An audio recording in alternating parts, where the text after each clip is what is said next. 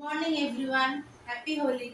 এই দেখো এখন আমরা দুজনে রেডি হয়ে গেছি। মামা একটু দেখো, রেডি হয়ে গেছি দুজনে। এখন আমরা এখন মামাকে খাওয়াচ্ছি, খাইয়ে আমরা এখন বেরোবো। মামার নাচের স্কুলে প্রভাত ফেরি আছে, তাই সেখানে যাব।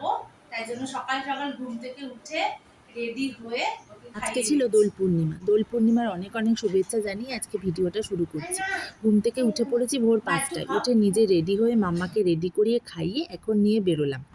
মাম্মার নাচের স্কুলে প্রভাত ফেরির অনুষ্ঠান আছে, আর একটু পরে প্রভাত ফেরির অনুষ্ঠানটা শুরু হবে, তাই জন্য র্যালি সাজানো হচ্ছে। আর আজকে না ও অনেকটা হেঁটেছে একা একা। আমি তো খুবই টেনশন করছিলাম যে ও মনে হয় হাঁটবে না, কিন্তু না, পুরো রাস্তাটা হেঁটেছে রোদের মধ্যে। দেখে বেশ কষ্টই লাগছিল ওকে হাঁটতে দেখে, কিন্তু জানো তো একটুও কোলে ওঠার বায়না করেনি। পুরো রাস্তাটা একা একা হেঁটে হেঁটে গেছে। আসলে ওর মতন অনেকেই তো ছিল, ওর থেকে ম্যাক্সিমাম সবাই বড়, ওই সব থেকে ছোট, কিন্তু তবুও ওরা আর যারা ছিল তারাও ছোট ছোটই ছিল, তাই ওদেরকে দেখে ও ওদের সাথে হেঁটে হেঁটে গেছে ওই ডান্ডিয়াটা বাজাতে বাজাতে। খুব সুন্দর লাগছিল দেখতে, আর আমাদের নিজেদেরও ভীষণ ভালো লাগছিল। যদিও টোটোর ব্যবস্থা ছিল, তবুও ভয় পাচ্ছিলাম যদি ও কোলে উঠতে চায়, তাই জন্য। আর নিজেরও একটু হাঁটতেই ইচ্ছা করছিল, কারণ কি সব গার্জিয়ানদের সাথে হাঁটতে বেশ ভালোই লাগছিল।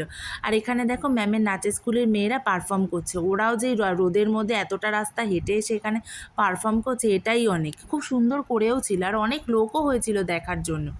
এরপর আমরাও বাড়ি ফিরে আসলাম। এসে এখন আমরা একটু ঘরের মধ্যে নিজেরা নিজেরা রং খেলছি। এই দুজন দুজনকে একটু আবির দিলাম, এই আর কি। আর আজকের দিনে একটু দুজন দুজনকে রং না দিলে তো মোটেই ভালো লাগে না, তাই জন্যে। আর এখন আমার মাম্মাও চলে আসছে, এসে বলছে যে আমাকেও একটু রং দাও। আর আমরা রং খেলবো, ওকে দেবো না, তা তো আর হয় না।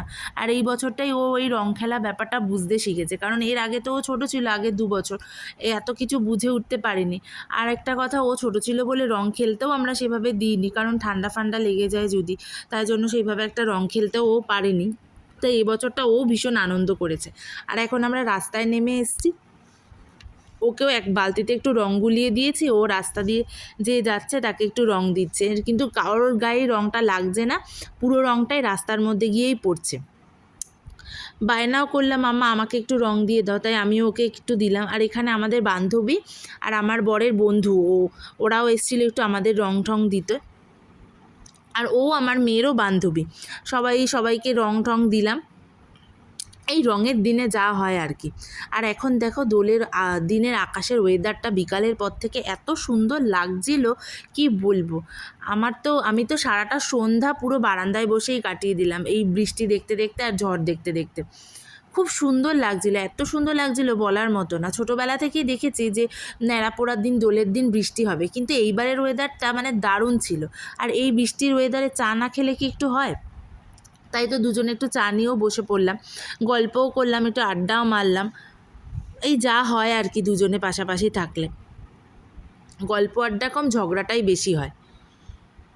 আর আমি বাইরে দিয়ে উঁকি মেরে মেরে দেখছিলাম বৃষ্টিটা, খুব সুন্দর লাগছিল, দুর্দান্ত লাগছিল, আমার এত ভালো লাগছিল কি বলবো। এই জন্য বারবার তোমাদেরকেও বলছি, খুব সুন্দর লাগছিল, খুব সুন্দর লাগছিল। জাস্ট আকাশটা দেখো কি দুর্দান্ত লাগছে, দারুণ লাগছিল, দারুণ লাগছিল। আর এখন ভিডিওটাও এখানে শেষ করলাম। ভিডিওটা কেমন লাগলো অবশ্যই জানিও।